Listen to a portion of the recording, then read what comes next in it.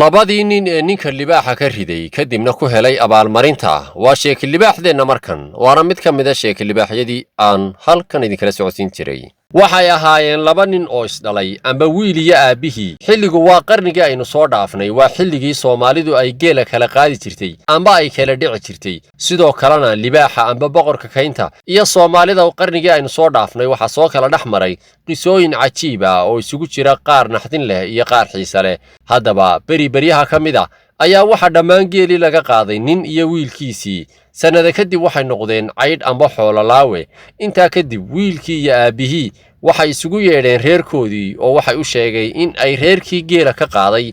ay u tagayaan oo ay odhanayaan geelii noo soo celiya waa lala yaabay oo waayo reerkan ay sheegayaan iyo reerkooda waa col oo xoolo ayaad sheegaysaaye dadka isuma bixiyaan nimankii waxa lagula taliyay in ayna sidaas samayn ee ay iska sugaan inta geel loo soo dhacayo salaamaad waa hadda geel loo soo dhacayo ama ay beeshu xoolo u urinayso waa ay ka diideen oo waxay dhaheen waanu tagaynaa waa iska dhaqaajiyeen iyaga oon dhag jaraq u siin digniinihii iyo talooyinkii loo soo jeediyey dhulka ay sii marayaana laba col ayaa jira midi waa reerkii ay colaadu ka dhaxaysay midina waa libaax oo dhulka aad u joogay maadaamuu dhulku inta badan jiq ahaa oo wada xidh ahaa duurjoogtuna ay ka badnayd libaaxuna uu ahaa mid aad ugu badan weliba nooca dadka cuna ee la yidhaaha dadqaad ta kale gaadiid ama gaadhi ma jirin oo waa ay sii lugaynayaan dhul badan oo cidla'ana way sii marayaan sidaynu sheegnay oo qarfa ah oo aan cidi joogin xawayaan mooyaane wax xubana ma sitaan oo si nabada ayay ku doonayaan inay wax ku xalliyaan amba ay xoolo ku raadsadaan amba ay xoolahoodiiba ku helaan haddaba waxay sii socdaanba socodkoodii ilaahay waa ku nabadgeliyey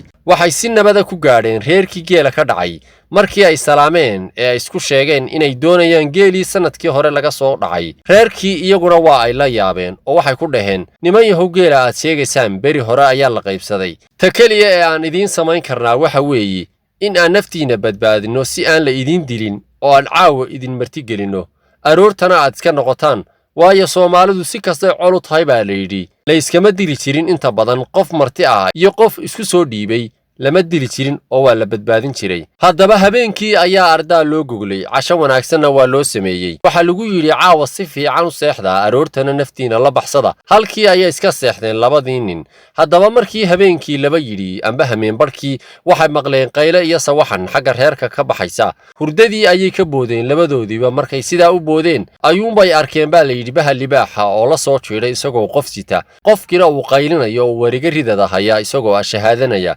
waxa reerkii u soo dhacay boqorkii kaynta kadibna qofkan ayuu ka soo qaatay midkiiba qoridaba ayuu la booday labadii nin bahalkii ayay ku yaaceen iyaga oo qayle iyo dabkii oo ay ku dhuftaan iskugu daraya libaaxii inta badan libaaxu marka laga il horeeyo ee laga naxeeyo baa la yidhi waxa uu sito waa uu tuuraa marka ugu horreysa maadaamuu qaniinsan yahay afka markuu saa u kala qaaday uu qayliis yidhaaho ayuu ka dhacayaa wixii uu sitaa halkii ayay libaaxii ninkii kaga rideen ta kale ninkan libaaxu uu soo qaatay waa nin ka mid ah nin karmeedkii reerka sidoo kalena ahaa ninkii reerka ugu xoolaha badnaa amba ninkii taajirka reerka ahaa ninka ugu geela badan ee ugu xoolaha badan ayaa beriga ahaa taajirka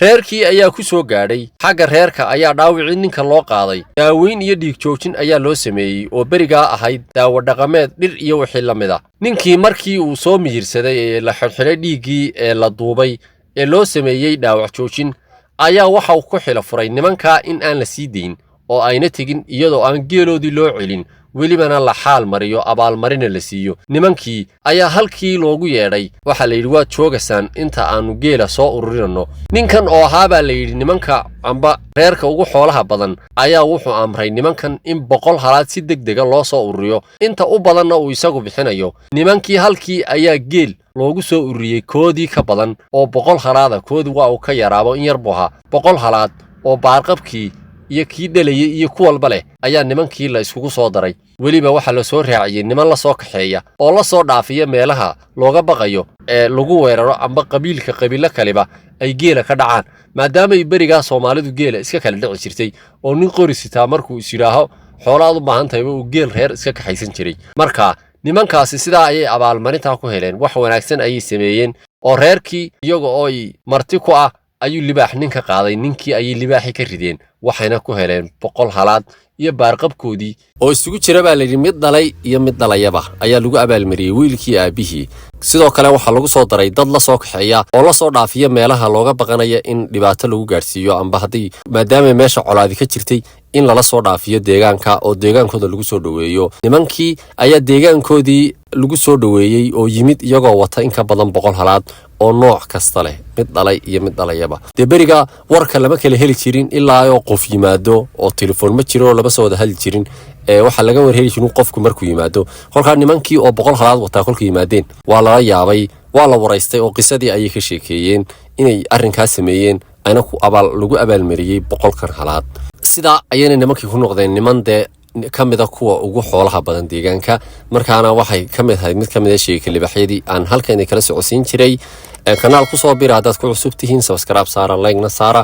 bariyahan sheekooyinkan waan la habsaamay marka insha Allah ma tabaseen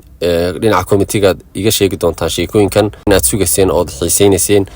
qaar badan oo kalena kanaalkeena waa ay ku jiraan marka dhamaantiin waan salaamaya